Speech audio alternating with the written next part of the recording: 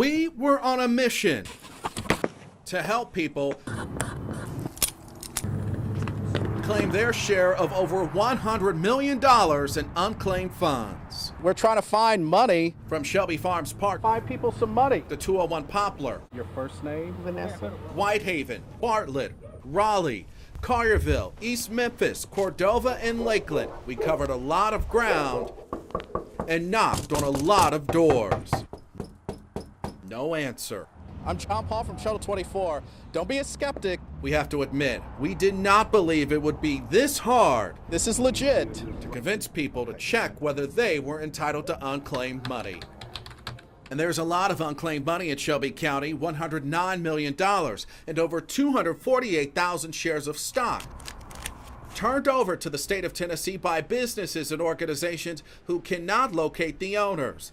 There are 938,000 potential claims. That's the number of people and businesses on the list, about 1 in 5. Randy Hutchinson with the Better Business Bureau says this is legit. Yes, found out that the Better Business Bureau had $2,000 in unclaimed property. Really don't know where the money came from, how long the state of Tennessee had it. But I followed the procedures, filed a claim, and we got the $2,000 back. All you have to do is type in your last name. Brenda Hughes figured it wouldn't hurt to try, and her efforts paid off. If this is you, then you might have $250 coming back your way. Wow, no kidding. And we found money for Elon Malone at 201 Poplar. Say, Elon Malone from Memphis, $50, you had a refund due. Schools, churches, businesses also on the list. We met face to face with leaders from Lausanne School. We come with good news. That's good news. And you can find out if you have unclaimed money coming your way. It's easy to do yourself, only takes seconds, and is free because it's public information. But if you're not careful, Randy Hutchinson with the BBB said you could be conned out of your hard-earned cash, or worse, have your identity stolen. Now, you could search the Tennessee, Arkansas, and Mississippi unclaimed property sites. We provided the link in the Find Us section of our website, localmemphis.com. You can also click on this story. In studio tonight, I'm John Paul, Local 24 News.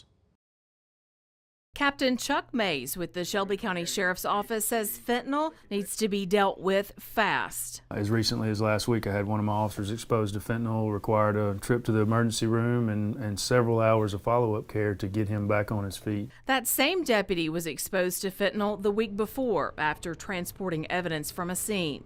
Captain Mays says deputies are highly trained and follow protocol when confiscating drugs to make sure everything is sealed and transported properly. Captain May says they're now taking extra precautionary measures when dealing with fentanyl. We've partnered with UT, and the doctors over there have been phenomenal in being a resource for us for information. We are definitely doing things different than the traditional narcotics enforcement that we've done in years past. Captain Mays can't go into detail about the changes, but says people need to understand how dangerous and potentially deadly fentanyl can be. Drug dealers are mixing fentanyl with heroin because it's cheaper and easier to get. You can have enough airborne fentanyl and not be able to see it and still have a potentially fatal overdose. As the multi-agency gang unit prepares to serve known gang members with an injunction, our host tells us to stay close. Stay with the arm reach Okay. on each side, in front or back, in case one of these guys like to fight. We're not sharing the unit members' names or faces. Many of them work undercover. Our host is a Memphis native. When I was growing up in Memphis, a lot of the stuff that's going on now, you never heard of. The unit has teams tracking down Grape Street Crips and Vice Lords to make sure they know the rules within the new Binghamton safety zones. Once they're served, the enforcement can begin. But as we saw firsthand, it's not easy to find them. How you doing, sir? Yes, sir. How you doing? Yes, sir.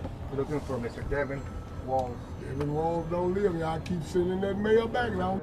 Many of them use someone else's address. He didn't get my address. No, I used to date his mom about 10 years ago. Law enforcement has to keep trying. Some of these guys live outside the safety zone. Some of them live outside of Tilton Station and other precincts. But we have to find them. The effort Wednesday was peaceful. The people they did find were cooperative, but law enforcement is conscious of the potential dangers. Because we never know their mindset. Always have to take in consideration alcohol, drugs, their criminal history. All of that, we have to think about that. People stare at the words, just like they did 50 years ago. They are words you can feel, words that shake this city's soul. I think it's beautiful. It brings the history of the sanitation workers' strike back to this place at Claiborne Temple where it began. It's simplicity that makes it stand out. There are famous quotes from civil rights leaders on one side, the names of every single sanitation worker who went on strike in 1968 on the other side. The only way to describe the feel you get here is, it is Memphis. One of the things that I do is come to a place and feel the energy of the place and then respond to it with a sculpture, but it makes a place for the people who live here. Tourists will come, and they'll take pictures. People who live in this city will come to find names, to think about men who fought for decency at a time when this city thought they were less than human because of the color of their skin. My uncle worked for the sanitation department, Edward Newsom. He's retired now. We found Terrence Nickelberry of Memphis searching for his father's name, Elmore Nickelberry, who still works for the sanitation department. He liked what he saw. From all the members you see and what he's done here, we can't ask for anything better. These are the names of men who picked up society's trash and in return wanted respect. Dr. Martin Luther King came to Memphis to support them. Dr. Martin Luther King died because of his beliefs. It's been a long journey, but this is a magnificent tribute to the 68 sanitation workers. President Jimmy Carter told me today his metabolism is responding well to cancer treatments, and as he promised last November, he returned this week to the Bluff City, helping build homes and revive this community. President Jimmy Carter said it's the foundation of Memphis's volunteer spirit, which made the decision to build and refurbish a total of 35 homes this week in the Mid-South an easy one. Last November, we came here and checked on the Habitat organization here. We found it's one of the best in the United States. They do a wide range of services for poor people and older people. The 91-year-old said these brand new homes sprouting up in the North Memphis Uptown neighborhood will benefit the community in more ways than one. For just this area, of course, it'll be new homes for people that never have had one. But for the entire area, it'll be an inspiration on how to take care of their own houses. And it's that spirit of cooperation, of building and rehabbing communities from scratch, which keep these volunteers and the nation's 39th president going strong. Kaz Hawkins and her band have come to Memphis for the first time from the United Kingdom to compete in the Blues Foundation's International Blues Challenge.